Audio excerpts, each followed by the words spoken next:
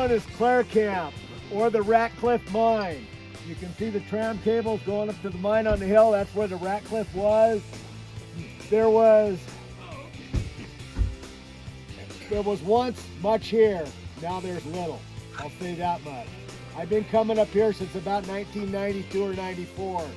That was a maintenance shed, and there was a couple old international trucks here in the mid-90s. There was a big bitchin' wooden water tank that was leaning on a cable, and I got a picture of a sunset behind it. It was amazing. It had fallen down. There's a chimney here. There was what was left of a house there. There was a bunkhouse up there. As we go up the road, you'll see some flats. There was some houses there. As recent as Scooters Vituscan up here, they were putting double pane windows in some of those houses, and there were some trucks because they were doing, you saw some cables up here, little roads going up. They were still actively mining some of this. It was early. I can't remember when Scooters Vituscan was, whether it was 2017 or 2015. 18. So was it 18? Okay, there we go. Thank you. It was not that long ago. So this started in the 1890s. Then it played out, and I'll read what Mark put together here about Pleasant Canyon. Camp Ratcliffe Mine. In 1896, Henry Ratcliffe's mine began production. It produced about $500,000 worth of gold over a 5-year period. During this period, up to 200 miners worked the Ratcliffe. It became a town, complete with a blacksmith shop, assay office, etc. Ultimately, he didn't mention whorehouses, but one can only dream, right? Ultimately, 200 people were just too many in this small area, and the town was abandoned along with Ballarat around 1901. Now, something about Ballarat was kind of, one author called it the way station to nowhere, but it was always a supply center for all the mines in these mountains, and that's where they'd all get together and party. There were several saloons there and all of that. I heard Nancy play the mean guitar game. Yeah, I don't know. Anyways, it was a band along with Ballarat around 1901. Due to enormous strikes around Tonopah, W.D. Clare bought the Ratcliffe mine in 1930 and worked the tailings successfully bringing out about another 60,000 in gold ore. Now, I've read stuff that this went all the way up to World War II. And if you read stuff, you'll find that maybe you guys will have something to add. If you do, please chime in here. Most of the mining activity all over the country stopped with the Second World War, and somewhere in there, one of you old timers that are older than this old fuck, gold, it was illegal to own gold, right? And that went, and I think it was Gerald Ford undid that, I believe. Huh? I think it was Ford, but I could be wrong. You might be right. He's a proctor on Grand Council. What the fuck's he know, huh? And then a lot of guys started out looking for gold and stuff again. You know, guys like us just going out and started prospecting and working claims. And if you notice coming up the canyon, you see those little white pipes sticking up. Those are claims. So, but when I was here a long time ago, I mean, there was a cool old 40 Chevy pickup bed sitting out there. There was an old safe laying on the ground. There was just stuff everywhere. I had a percolator. I bought it at a swap meet, and I didn't realize it when I bought it, but part of the guts were missing. The little part goes on top with the perforated holes, you know, goes in there. Well, one day me and a buddy were up here, and Rod says, "Hey Wayne, is this what you're looking for?" It was a little bent up, and I dinged it all out, and that's still in that percolator to this day. Wow. So, and I take it on my Jeep trips, and I use that thing. So there was just so much to see. So I won't bore you anymore here, but walk around, look. You can see the ball mill there. You can see the big furnaces there. And God, there was just stuff everywhere here. It was so bitchin'.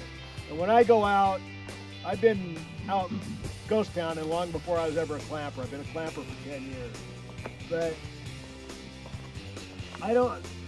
Ryan asked me on the way up here, you ever think about prospecting or panning? I've never that doesn't really interest me. I like finding stuff. I like finding old machinery and old cars. I'm a classic car guy. I like finding cool shit, and there was so much. This was one of the best spots I made. It's still cool. It's still very kind of nice that it's cleaned up, but all the little treasures and all the shit's gone. Somebody still owns the lease on this. So somebody still owns this as far as the mining claim and everything goes. The BLM told them that they had to renew the lease, they had to make improvements and clean it up. So what they agreed on was any of the original stuff, the foundation shit could be here, but stuff that was built in the 1960s or the 50s or whatever had to go. So, you know, you hear talk about Charles Manson. I don't know if Charles Manson was up here. He probably did come up here. But I know there used to be a 55 Chevy laying down there in the gulch, and somewhere along the line I've got a picture of me standing on the roof of it. You know, it was all mangled up in there from water and everything else tumbling in. That car was fucked up. But the guy down there told somebody, I guess, put out on Facebook or social media that was Charles Manson's 55 Chevy, which it was not, and somebody come in here and ripped it off and stole it out of here. And it was only good for a yard art. That car was destroyed. And weeds and crap in my front yard that was owned by Manson. tell them to smoke it. And I'm into Tri-5 Chevys. I've got a 56, so I knew exactly what that was. But, you know, just all this stuff has disappeared.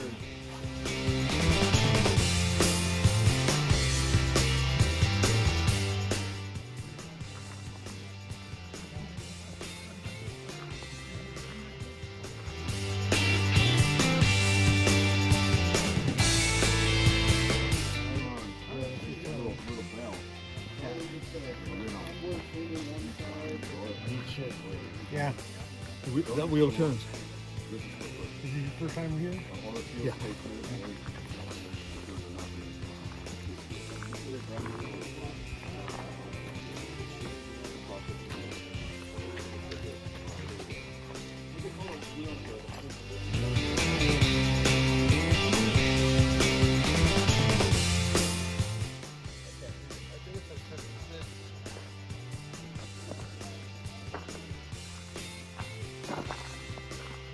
That looked like 56 feet, July 18th, 56.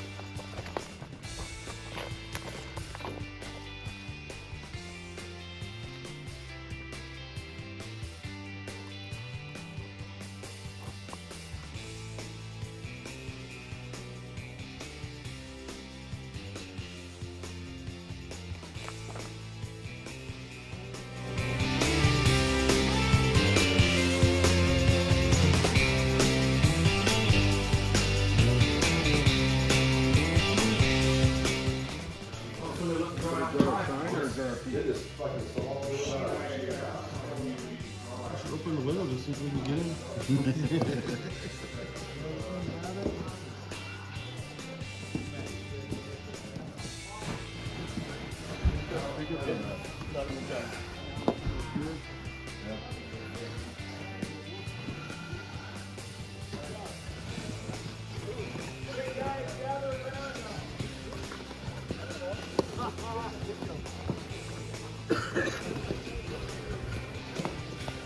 Hey, that's nice. Okay, guys, gather around for a minute, and then we'll break for lunch, and we'll hang out till Johnson's group gets here. One of the roads that we passed coming up, there was a couple. One goes up to the Cooper mine. From what I understand, there's nothing there.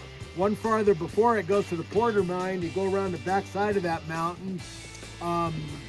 This morning you saw Renee Chaika, Ed Chaika's wife, and the other guy that she was there with. They call him Lightfoot Louie.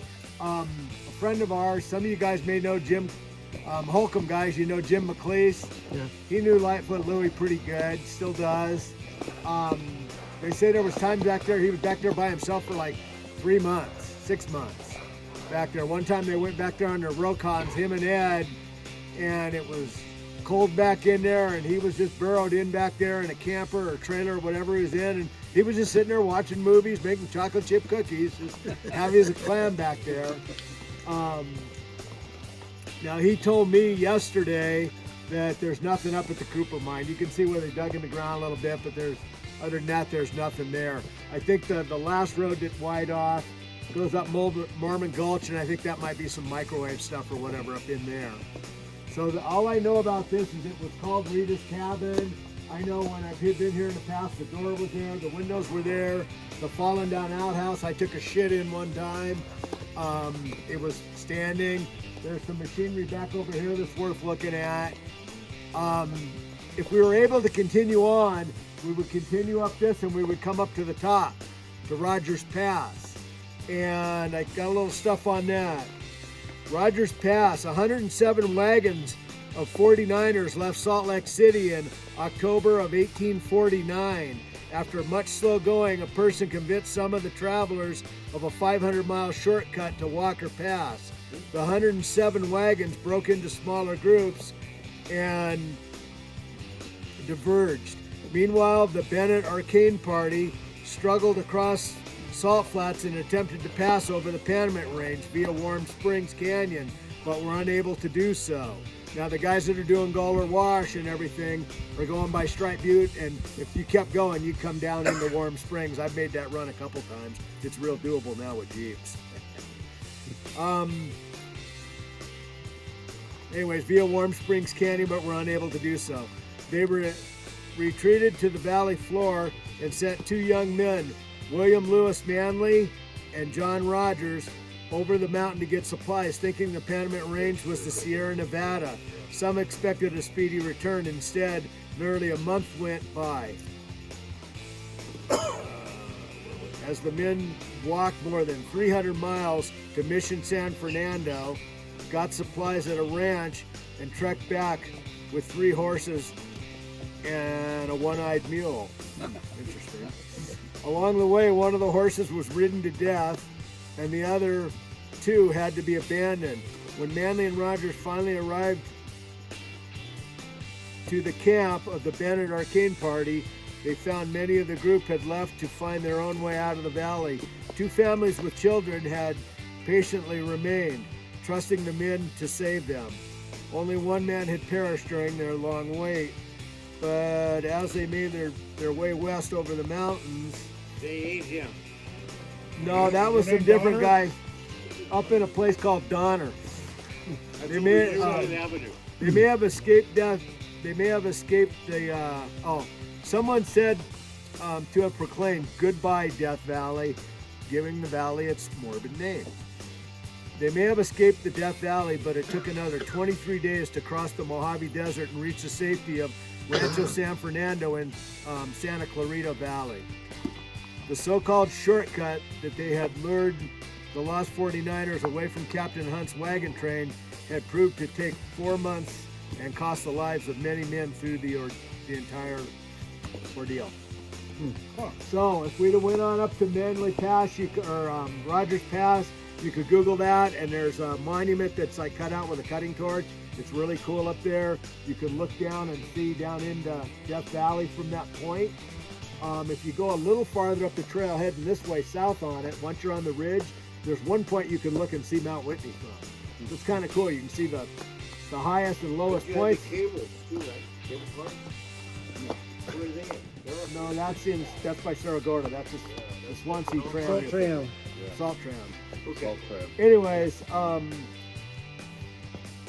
from there, it's kind of cool. I mean, you can literally see, if you can actually see Badwater from there, but arguably, you're seeing the highest and lowest points in the continental United States of the 48 states, the contiguous states.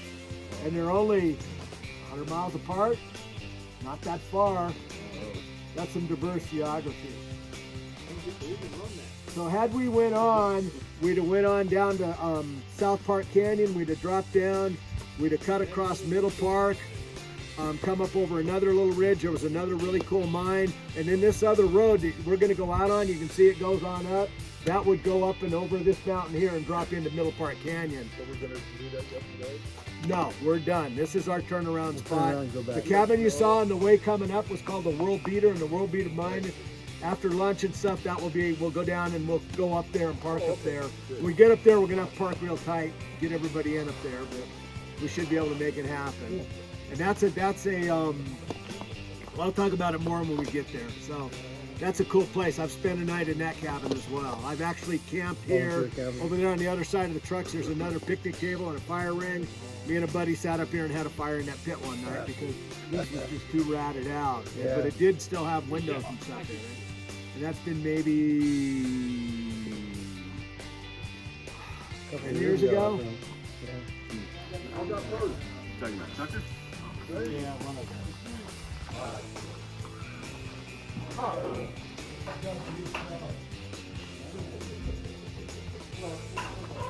Morning, guys. Morning, guys. You can borrow someone's finger.